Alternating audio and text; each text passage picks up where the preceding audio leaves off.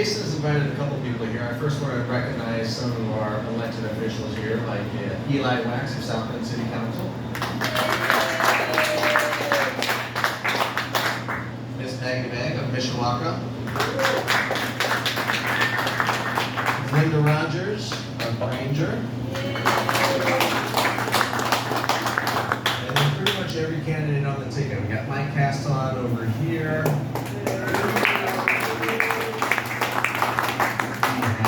Kevin McGowan over there. Katie Ross, and then Carl Max trying to leave to go campaigning now. But I want to turn the microphone over to our other elected official and the speaker that Jason Person invited, who I guess is better than me, Jake Teshka. Thank you. Thanks for sharing your brilliance. 3 years ago, I don't know that any of us would have thought we'd be standing here saying Chairman Gillian, State Rep Teshka, and candidate for County Council, Jason Kring, but here we are.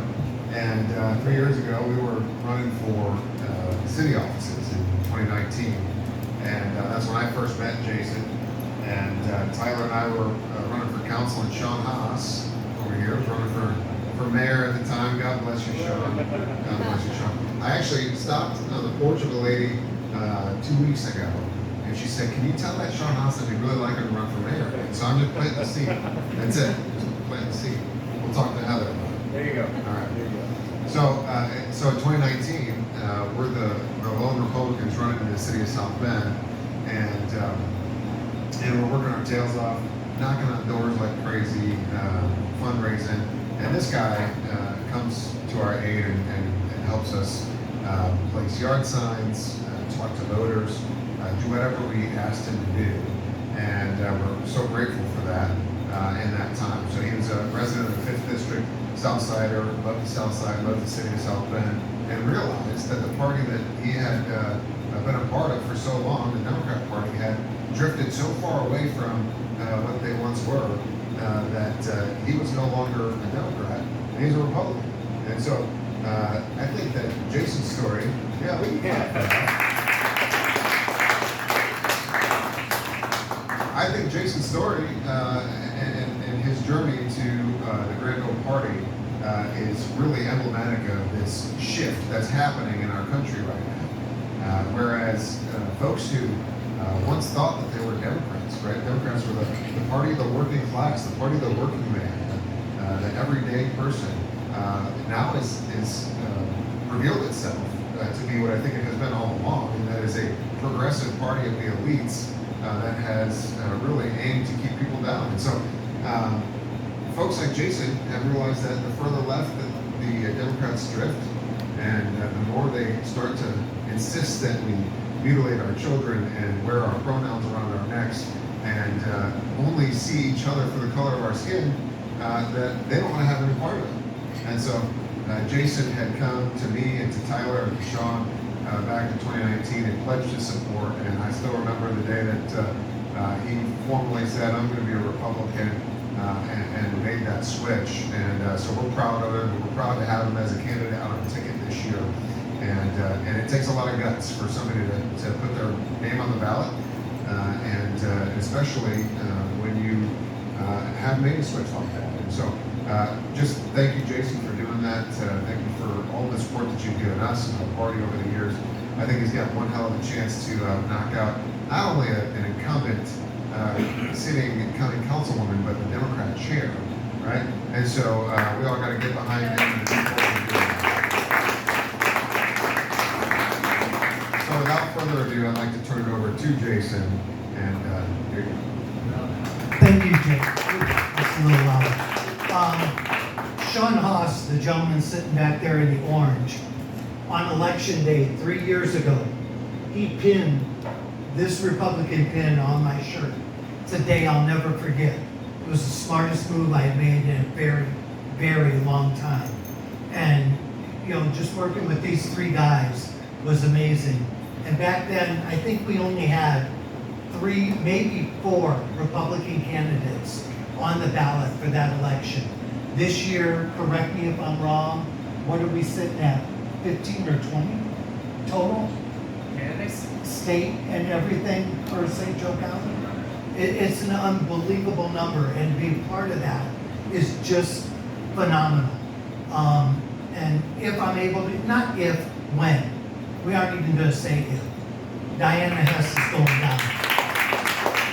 But when I am elected, I want to get more money into the hands of law enforcement, whether it's county or city. You know, most of my district is in the city, and it's right here with Eli, who I'm gonna work real close with.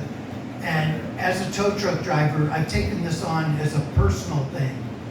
As far as this one thing I want to work with on the county level, I want to work with it on the city level. I'm hoping Eli will help me.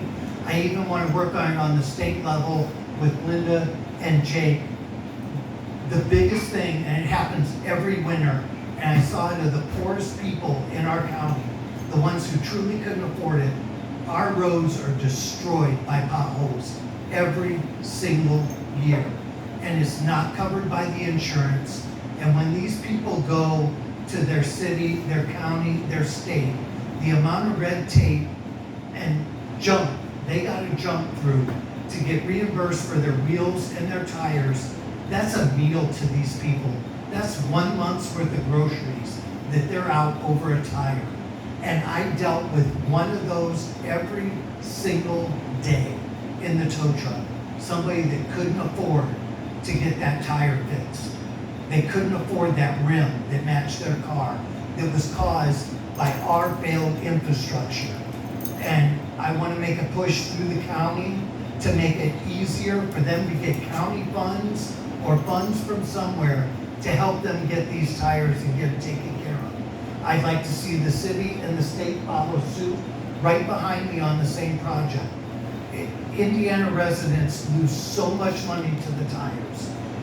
Our neighbors to the north, even though they're majorly the other party, they have this excellent thing called the frost law that they do every winter, where they limit the trucks and the weights on the roads that they can drive when the roads are freezing and thawing. And that's why the state of Michigan doesn't have nearly the potholes that we have here in St. Joe County and in most of northern Indiana. And if we could get something like that on the books, we could really improve the roadways of Indiana for us, for the businesses, for our residents, and save them some money and keep their tires and their wheels. I can't tell you how many people in my tow truck I witnessed cry because they didn't have money to get a rim or a tire that was damaged, and it wasn't even their fault. They did nothing wrong but drive on our Indiana roads.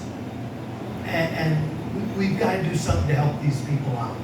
And that's going to be the major focus when I get in the county to work on. And I'm hoping I can get Eli's help, Jake's help, and Linda's help to make this a statewide thing. And let's do something for the people.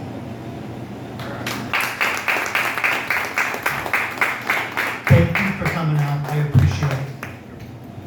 Thank you all again. Enjoy yourselves. The cigars are open over there. You have the drinks over there.